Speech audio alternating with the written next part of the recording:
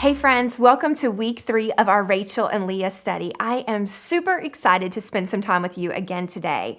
But before we get into this week's teaching, I want to recap a little bit about what we learned last week in our study. So we officially met Leah in the scriptures, and then we saw how Rachel and Leah were actually compared with their appearances in the Bible of all places. I mean, at least you and I have that going for us. We're not being compared about the way we look in the Bible, but we saw that happen. Then we saw Laban's wedding fake out. Hello, in the morning, there was Leah. I mean, that was such a scam that he pulled off. And then we saw Jacob take on that whatever it takes to get Rachel, I am going to do it. And so he promised Laban that he would finish out another 7 years if he could have the girl that he really wanted. And so I think there's so much that we could continue to unpack from last week, but there's some really important things I want us to get into this week. In fact, this truth that I'm getting ready to share with you, of all the truths that we're doing in this study, has been the one that has been the most significant to me personally the last few months.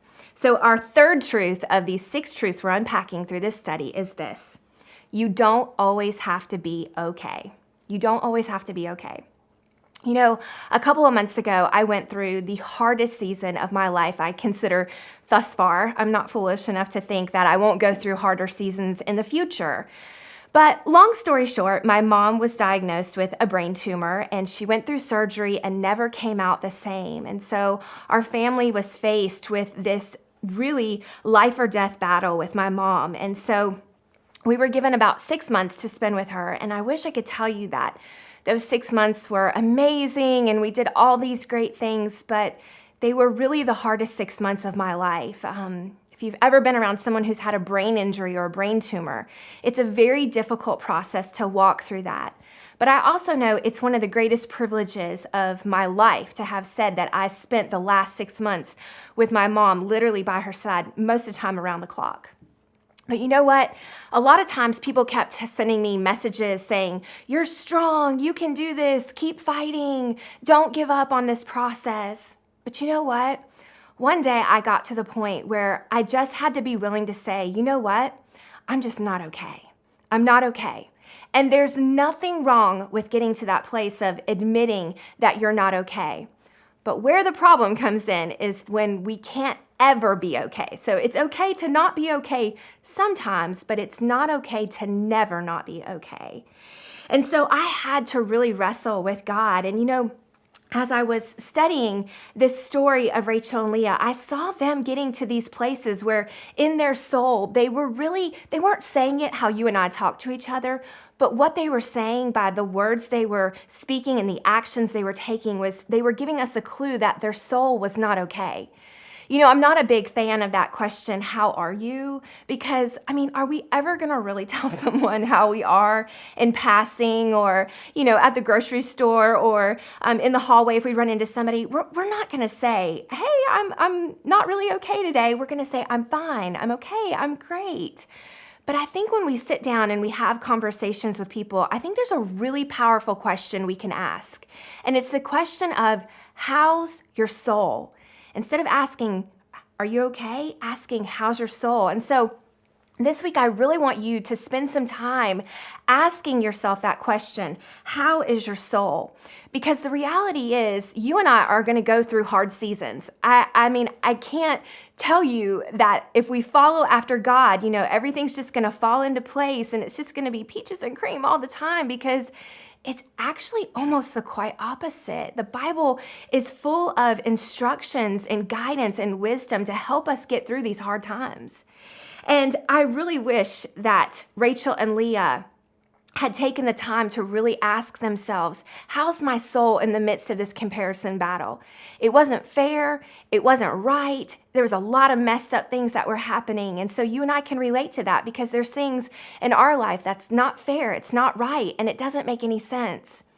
But I think this week's Bible verse is something that can really help us when it comes to this concept of, first of all, just admitting that we're not okay, but then moving our lives to the place of when we're not okay, moving to being okay. And our Bible verse is 1 John 5:14, and it says this: Now, this is the confidence we have before him.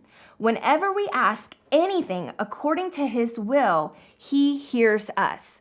Okay, now listen, this is where we get this all messed up though, because we read this verse and we go, whenever we ask anything according to his will, he hears us. See, we think, okay, well, if I ask anything, then God should make it okay, right? So let's go back to the situation with my mom. So when I was praying and believing that God would heal her and restore her, and all these prayers that I prayed, I knew that God was hearing me, but man, he was not answering me the way that I wanted him to answer it.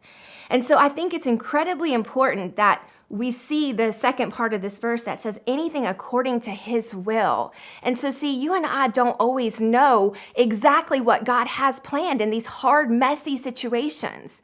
But if we'll trust, if we'll keep believing, and if we'll hold on and not give up on this process of wrestling with him through these struggles, I think eventually you and I will be able to get to the place where we're able to say, today, I'm okay. Tomorrow I may not be, the next day I may not be, but today I'm okay. And see, if we can get to that place in our lives, then we stay in this process of continuing to move forward with God, which will help us when we're wrestling with situations of comparison, because you will face, just like Rachel and Leah, situations where you're being compared, you're comparing that are not fair, that are not right, they're messed up.